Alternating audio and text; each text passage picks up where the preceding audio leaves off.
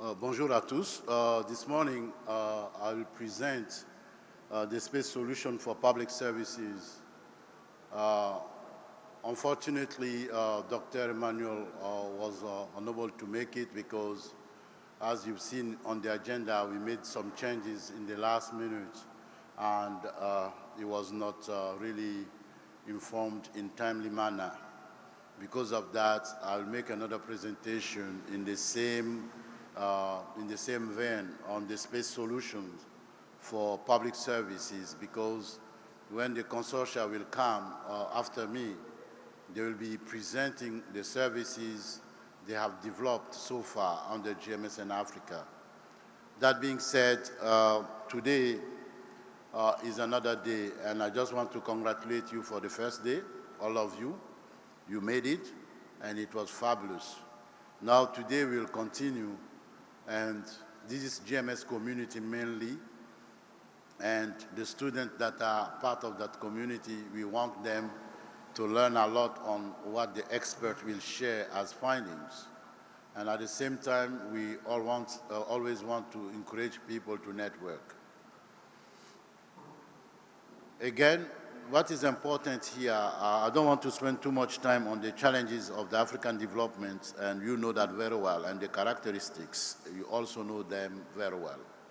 What is important, what space is bringing. What space is bringing can be, merci. What space is bringing can be split in three parts. The first one is the policy and regulation development and implementation.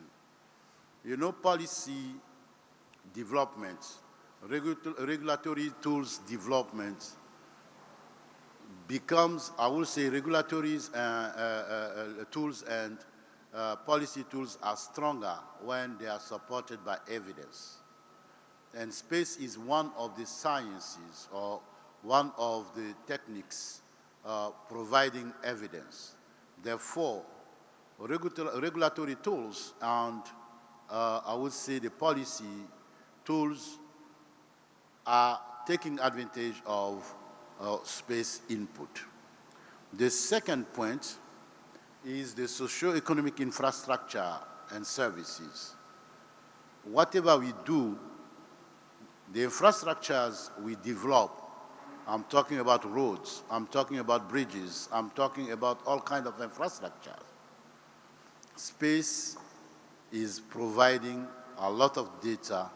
Space also is allowing to develop some scenarios. Space is also allowing integration of huge volumes of data to allow the decision makers to make their decision very sound decision, I would say. And the third one is the security of people and the territories. As you know, when we talk about security of people, it could be against the terrorism. That is not my game this morning. But in terms of natural disaster, in terms of flooding, in terms of forest fire, in terms of et cetera, space is bringing information, first of all, to locate the event, secondly, to seize the impact of the event, and third, to propose scenario and options that will allow public services or that will allow decision makers to protect people, to move people from the areas affected to secure areas. In terms of goods, you know, when there is flooding, when there is all kinds of natural disasters, landslides, etc., goods are impacted enough. Therefore, space becomes a data source that will allow decision makers to move forward. This is what space is bringing. Now, what is the importance of space for these three, I would say, key points? We all know, and I will mainly talk about the Earth observation because there are three other legs or segments of space We are not talking during GMS and Africa too much, even if they are involved. It is about satellite communication. It is about navigation, positioning, and timing, and then astronomy and space science per se. With respect to Earth observation is providing multi-scales data. You have fine and coarse resolutions. You can look at the same area. You can analyze the same area, looking at different scales at the same time. That is one of the advantages. Another advantage is the fact that space can cover small superficie or huge areas at the same time. That is very important. Another advantage is the frequency of the availability of data. You can move from historical data to quasi-real-time data. And that is important for all kinds of analysis you want to make. And then research and innovation. That is important because we are developing and continue developing new tools to allow us not only to manage huge volumes of data, but also to allow us to integrate and process them in timely manner in such a way we be able to provide our decisions and solutions in timely manner. Alors, de quoi s'agit-il? Qu'est-ce que réellement l'observation de la Terre fournit aux décideurs, que ce soit du service public, même du service privé? Dans un premier temps, les données permettent la planification. On peut planifier lorsque on a de très bonnes données, on fait de la bonne planification. Non seulement cela, les données permettent une meilleure analyse de la situation, de bonnes données. Et l'espace fournit ces données. Deuxièmement, les sciences et technologies spatiales permettent l'intégration des données pour développer des scénarios décisionnels. Ça veut dire quoi? Option A, si vous faites ça, voilà ce que ça va donner. Si vous faites ça, ce que ça va donner. Et cela, vous voyez ça de façon visuelle. Vous savez, nous ne sommes plus dans une société où les gens aimeraient écouter. Nous sommes dans une société où les gens aimeraient plus voir. Comme le disait quelqu'un, nous sommes tous devenus des voyeurs et le voyeurisme devient la science la plus répandue. Quand on va sur Facebook, on est tous curieux de voir. LinkedIn, on est tous curieux de voir. Instagram, on est tous curieux de voir. Et c'est en cela que cette communauté que nous représentons, nous avons un avantage certain. C'est de permettre aux gens de voir l'impact de leurs décisions à travers des scénarios décisionnels, des options. Et lorsque nous intégrons, lorsque nous livrons le service, cette même science spatiale nous permet de faire un suivi, nous permet de suivre nos activités et d'évaluer les progrès. Encore une fois, la science spatiale nous permet de revisiter notre plan d'attaque, comme on dit, ou notre démarche, pour rectifier ce qui n'a pas marché ou même pour renforcer ce qui pourrait être renforcé afin de rendre robuste notre approche, notre méthode et d'être plus efficace sur le terrain.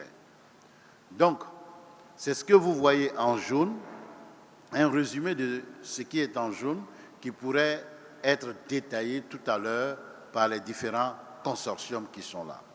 Mais en faisant cela, on engendre beaucoup de données, d'énormes données. Cette même science et technologie spatiale nous permet aujourd'hui d'aller chercher à stocker, à traiter et même à restituer toutes ces données innombrables qu'on ne pouvait se permettre d'apporter il y a quelques années.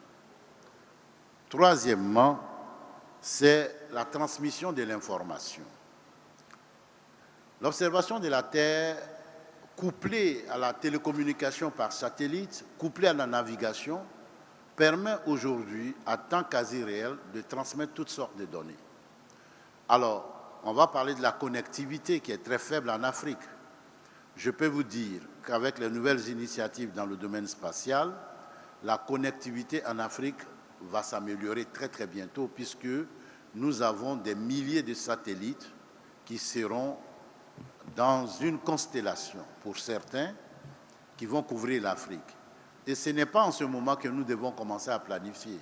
C'est pour cela que le regain dans nos nations, avec la création des agences spatiales, le regain dans nos nations avec la création d'institutions qui cherchent à utiliser le savoir spatial pour la gestion de nos ressources naturelles, pour la gestion de l'environnement, de l'agriculture, des zones côtières et marines, je disais que ce regain devrait nous permettre d'être préparés pour aborder le futur. Alors, en conclusion, je dirais que cette intervention, c'était d'ouvrir un peu la lucarne pour entamer la journée. Toute la journée, vous verrez les consortiums, les uns après les autres, vous présenter d'excellents travaux qu'ils ont réalisés pendant 4 ans. Ils l'ont fait en partenariat avec d'autres institutions, d'autres pays. Et c'est en cela que nous devons, et je l'ai dit hier, nous applaudir. Mais en même temps, aujourd'hui, la place est à la réflexion. Ce qu'ils vont présenter, quels sont les éléments à améliorer? Comment chacun d'entre nous pourrait contribuer à l'amélioration? Tout ne peut pas se résoudre sur le plateau, sur le podium. Mais nous vous demandons de faire un suivi, de continuer la discussion hors podium. Vous êtes là, il y a des grandes sommités ici, il y a des noms ici, de grands professeurs, des grands directeurs centraux, des grands directeurs généraux. Aux jeunes, ce sont vos employeurs potentiels. Il faut leur parler. Si j'étais à votre place, je ferais tout pour connecter avec tous ces directeurs. Je vois Dr Jane, qui est directeur exécutif du SASCAL. Bon, grand frère, je ne veux pas t'envoyer en pâture, mais le directeur général du Centre de suivi écologique est là, Dr Assis. Je vois Dr Agbadje qui est là. Voici vos employeurs potentiels jeunes. Il faut leur parler, il faut les approcher. Encore une fois, profitons tous de la journée et la traditionnelle akwaba ivoirienne vous est servie aussi. Bonne arrivée en Côte d'Ivoire et bon travaux. Je vous souhaite de bons travaux pour la journée. Merci.